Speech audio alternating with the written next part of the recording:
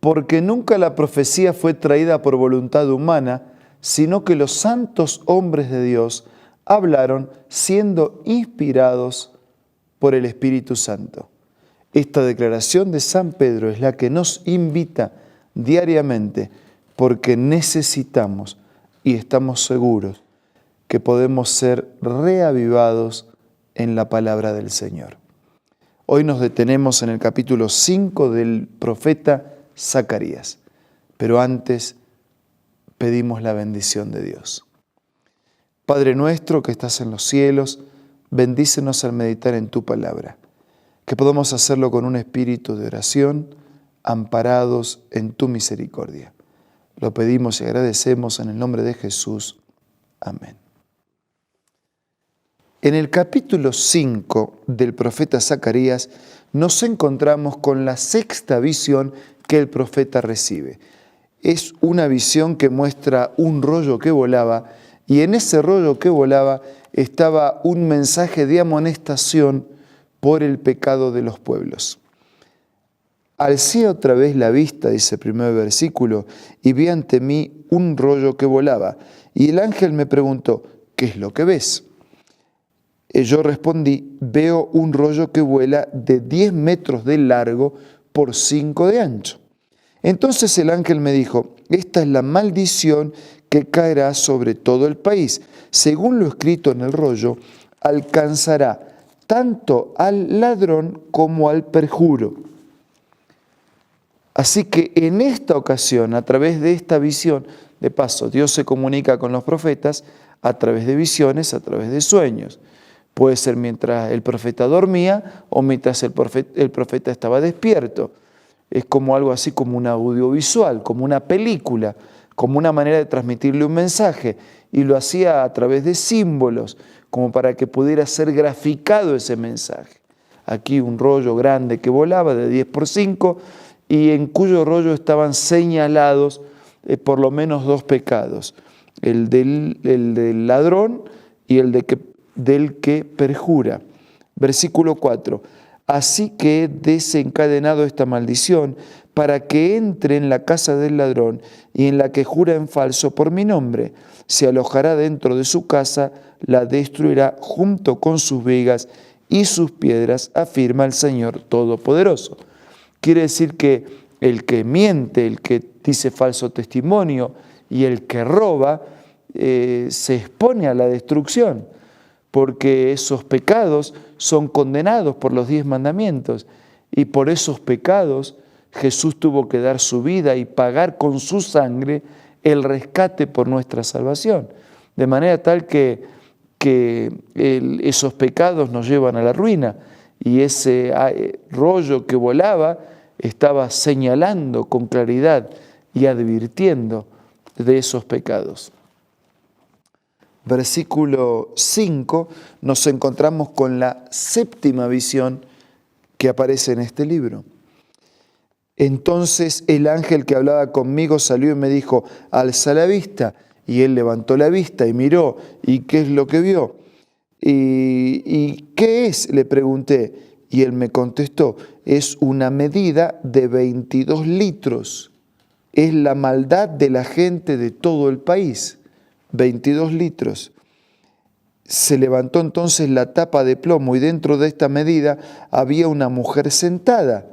Y el ángel dijo, esta es la maldad. E inmediatamente arrojó a la mujer dentro de la medida, la cual cubrió luego con la tapa de plomo. Todo un recipiente, una mujer que representaba la maldad, sacó la tapa, la maldad quería salir, ¿no? Entonces otra vez la tapa de plomo encima como para retener y que esa maldad no se desparrame. Versículo 9. Alcé la vista y vi ante mí 2 mujeres que salían batiendo sus alas al viento. Tenían alas como de cigüeña y elevaban la medida por los aires. Y yo le pregunté al ángel que hablaba conmigo, ¿a dónde se llevan esas medidas?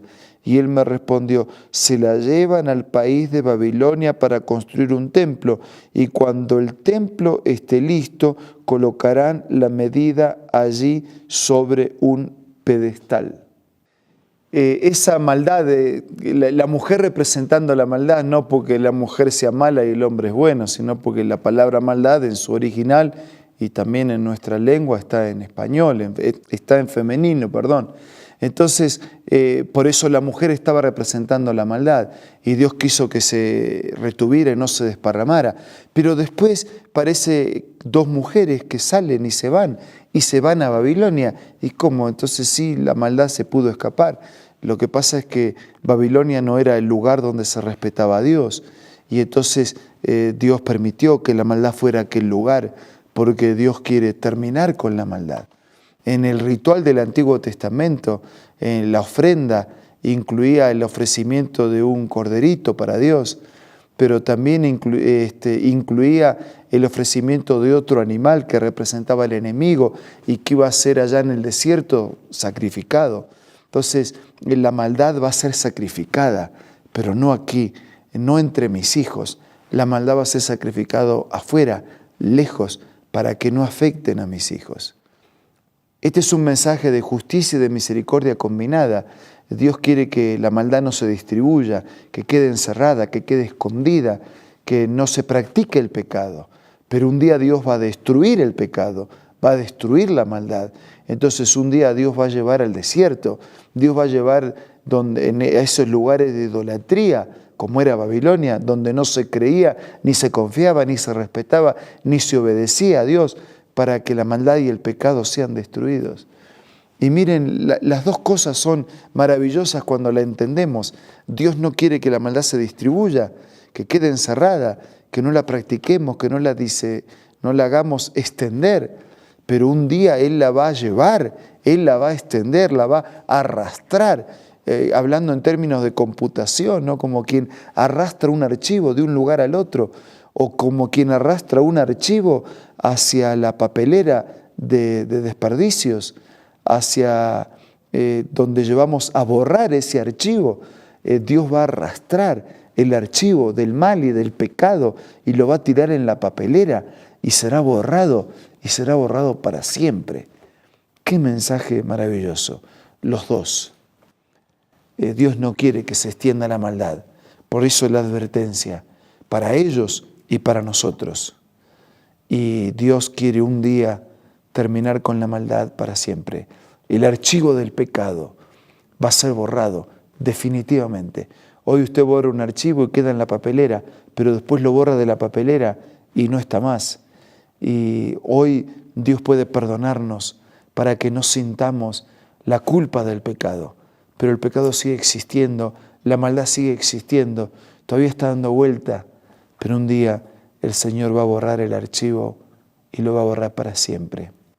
Amigo, confíe en Dios, dependa de Dios ahora, para que Dios pueda liberarlo de la culpa, liberarlo de la condenación del pecado y cuando Él venga nos libere definitivamente de la presencia del pecado. Confíe, dependa, viva de la mano de Dios. Ahora vamos a orar.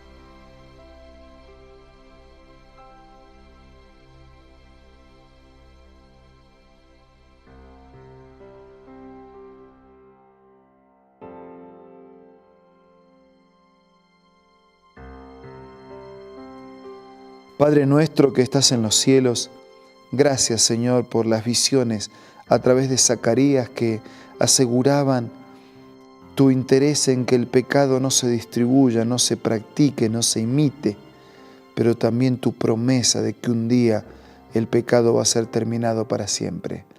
Bendícenos y ayúdanos hoy a confesar, a arrepentirnos, a sentir la paz del perdón, a no ser instrumentos que practiquen y que lleven el pecado a otras personas. Pero ayúdanos también a entender que en breve, cuando vengas, vas a borrar el archivo definitivamente del pecado. La vida será nueva, limpia, perfecta y eterna para siempre. Bendice a todos nuestros amigos. Te lo pido y te lo agradezco en el nombre de Jesús. Amén. Nos reencontramos mañana. Muchas gracias por su compañía. Hasta mañana, si Dios quiere.